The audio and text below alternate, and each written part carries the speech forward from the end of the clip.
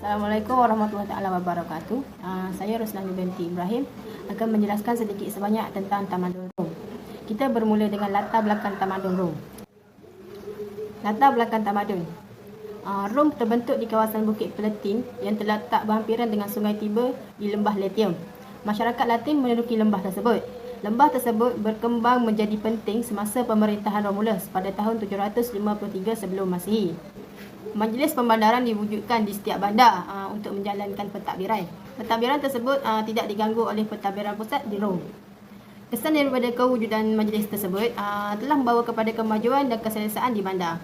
Bandaraya dibina secara terancang dengan pelbagai kemudahan seperti bekalan air, sistem pemanas, rumah ibadat, teater, rumah mandi awam, sarkas dan tempat berdialog. Antara bandar di sana ialah bandar Pope, bandar di bawah Rom. Pope merupakan bandar yang dipenuhi dengan pelbagai kemudahan seperti pejabat, dewan orang ramai, mahkamah, perpustakaan, rumah ibadat, kedai pintu gerbang dan kolosium. Pada tahun 80 Masihi, seramai 50,000 orang penduduk yang mendiami Pope. Di Pope juga terdapat sistem saliran bawah tanah yang mengalir air paip sejauh 164 km yang melibatkan 14 buah saluran. Perkembangan Tamadun. Tamadun Rom terbagi kepada 3 zaman, iaitu zaman beraja, zaman Republik dan zaman Empire. Zaman beraja pada tahun 753 hingga 509 sebelum Masihi, di mana Romulus Augustus adalah raja pertama dan berakhir dengan Tarquinius Superbus. Zaman Republik 509 hingga 27 sebelum Masihi, di mana zaman Republik terbentuk akibat penggulingan raja pada zaman beraja. Seterusnya, zaman Empire pada 27 hingga 476 Masihi. Zaman Empire pula terbentuk akibat daripada beberapa persengketaan di zaman Republik. Octavianus atau lebih dikenali sebagai Augustus telah menewaskan Mark Antony dan menamakan sub besi yang beransur-ansur melalui penyusunan semula Republik Rom yang telah menjadikan Empire Rom. Namun pada 29 Mei 1453, Empire Rom telah berjaya ditaluki oleh Empire Turki Uthmania. Seterusnya saya serahkan kepada kawan saya. Terima kasih. Hai, nama saya Nur Sazaria Adi Ain binti Junaidi dan saya akan membentangkan tentang pemerintahan dan pentadbiran Tamadun Rom. Pada awal pemerintahan bermula dengan sistem berajak dari tahun 753 sebelum Masihi lagi. Pada masa itu, Rom diperintah oleh raja-raja berketurunan Etruskan yang bukan daripada keturunan Latin tempatan. Pemerintahan secara mutlak ini tidak disenangi oleh masyarakat Latin. Masyarakat Latin dengan pimpinan golongan bangsawan yang disebut sebagai patrician telah bangun memberontak. Rom kemudiannya membentuk sebuah republik pada tahun 509 sebelum Masihi. Dalam revolusi Rom telah menjadi negara republik, iaitu tiada pemerintah berkuasa mutlak. Kuasa tertinggi terletak pada 2 orang konsul yang dilantik oleh Dewan Senat untuk sesuatu tempoh. Dengan adanya 2 orang konsul ini, maka antara mereka tidak ada yang lebih berkuasa.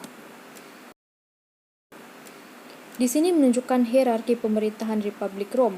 Konsul terdiri daripada praetor, iaitu pemerintah tentera, di mana sebelum seseorang ahli Dewan Senat dilantik menjadi konsul, Dewan Senat pula diwakili oleh golongan bangsawan bagi membincangkan hal-hal pentadbiran negara dan merangka perundangan. Dewan Perhimpunan pula diwakili oleh semua rakyat Rom. Namun begitu, Dewan Perhimpunan tidak mempunyai kuasa yang terhad. Dalam revolusi Empire Rom, sistem pemerintahan republik telah berubah setelah Rom mencapai taraf empire di bawah pemerintahan Julius Caesar. Perubahan ini berlaku setelah beliau meluaskan kuasanya ke Makedonia, Yunani, Syam, Mesir, Perancis, Britain dan beberapa kawasan di Jerman. Sistem pemerintahan empire menunjukkan peningkatan dengan terbentuknya sistem pentadbiran berpusat, iaitu kesan penyatuan wilayah-wilayah kecil yang ditaklukinya. Julius Caesar telah menamatkan sistem republik dan menjadi diktator.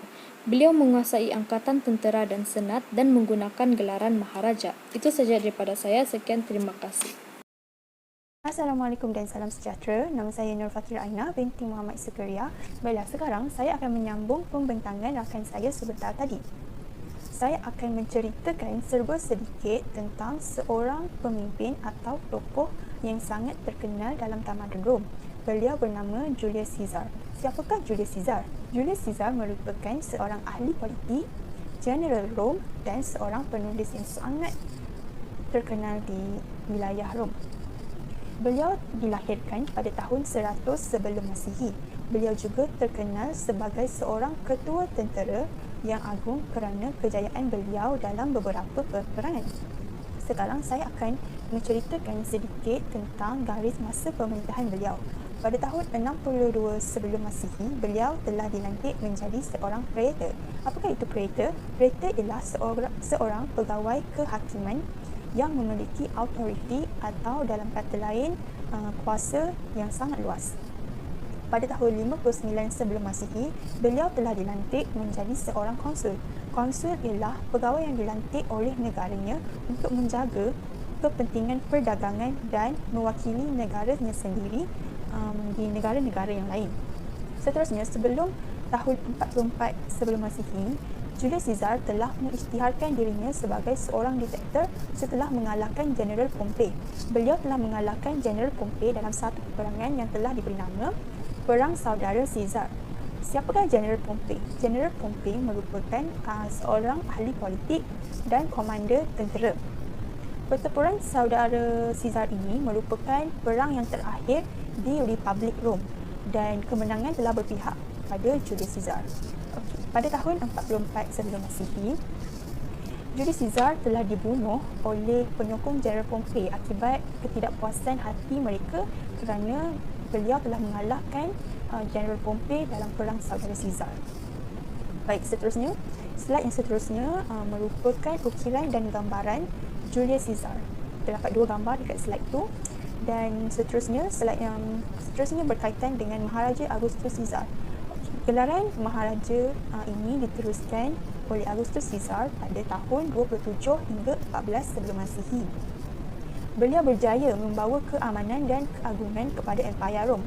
Keamanan zaman Augustus kekal selama 200 tahun dan digelar sebagai Pax Romana, bermaksud keamanan Rom. Augustus berjaya membawa keamanan dan kesejahteraan kepada empayarnya yang terdiri daripada 3 buah benua, iaitu Asia, Afrika dan Eropah. Sedikit maklumat tambahan, Maharaja Augustus Caesar merupakan cucu saudara dan anak angkat kepada Julius Caesar. Slide yang seterusnya tentang perundangan tamadun Rom. Baik, Hukum Kanun 12. Hukum Kanun 12 merupakan undang-undang awal yang tertulis pada zaman Republik. Ianya dipahat pada kayu yang dikenali sebagai papan 12 dan diletakkan di tempat awam untuk tatapan rakyat.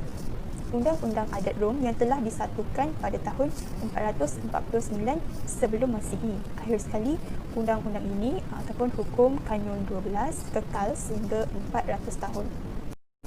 Slide yang seterusnya tentang Kod Undang-Undang Rom. Terdiri daripada 3 cabang, iaitu Undang-Undang Sibil, Undang-Undang Rakyat dan Undang-Undang Natural. Apakah prinsip dalam semua undang-undang ini? Yang pertama, semua manusia sama di sisi undang-undang. Yang kedua, seseorang tidak bersalah hingga terbukti bersalah. Bermaksud di sini, mereka akan menghukum seseorang apabila terdapat satu bukti yang kukuh tentang kesalahan yang telah dibuat oleh seseorang yang akan dihukum. Seterusnya, nombor 3, iaitu keadilan terhadap setiap individu. Undang-undang ini amat mementingkan hak individu dalam negara mereka. Yang terakhir adalah hukuman berasaskan bukti yang cukup. Sebelum saya menyerahkan pembincangan ini kepada rakan saya yang seterusnya, ini saya memaklumkan tentang maklumat tambahan Kod Undang-Undang Rom. Prinsip undang-undang ini telah menjadi asas kepada undang-undang yang terdapat pada hari ini. Terima kasih. Seterusnya, saya akan menerangkan tentang kekuatan tentera Rom. Rom memiliki tentera yang kuat dan handal semasa zaman empayarnya. Mereka dilengkapi dengan senjata seperti tombak dan pedang serta perisai.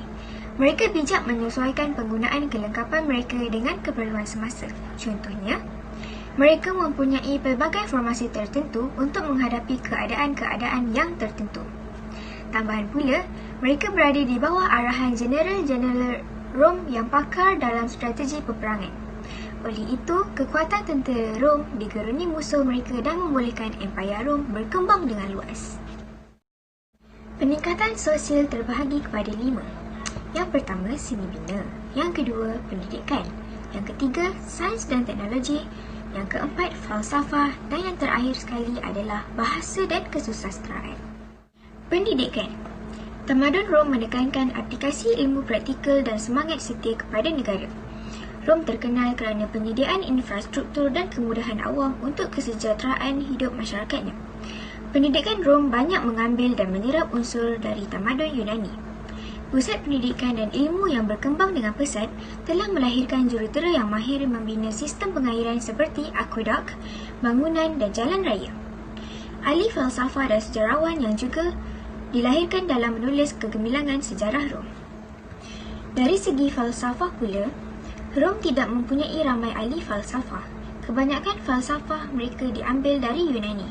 Contohnya, falsafah Rom berasaskan daripada falsafah Stoik atau Stoicism. Seseorang ahli falsafah Yunani iaitu Zeno.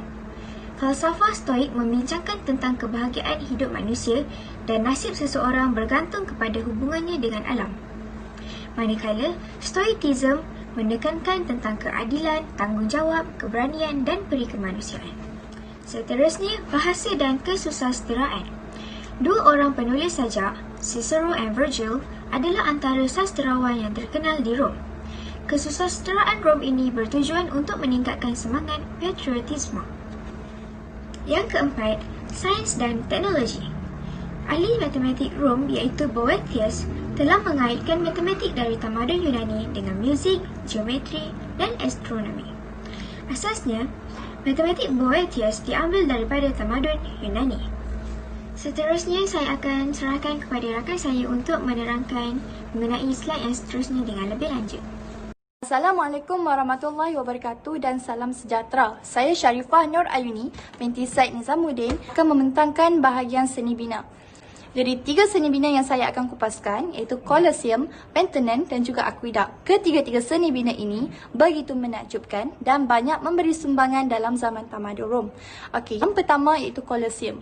Pembinaan Colosseum dimulakan pada tahun 70-an Masihi dan selesai dibina oleh Maharaja Flavian. Colosseum ini dia berbentuk kubah dengan ukuran tingginya sepanjang 52 meter dan ukuran garis pusat luarnya sepanjang 545 meter. Dan Colosseum ini mampu memuatkan seramai 50,000 orang sehingga 80,000 orang penonton. Fungsinya adalah sebagai tempat pahlawan Rom untuk bertarung dan juga sebagai teater. Okey, ini adalah gambar Colosseum di bahagian luar dan ini adalah bahagian dalam Colosseum. Okey, yang seterusnya gambaran penggunaan Colosseum. Ini adalah gambaran pertarungan antara pahlawan yang dikenali sebagai gladiator. Apa itu gladiator?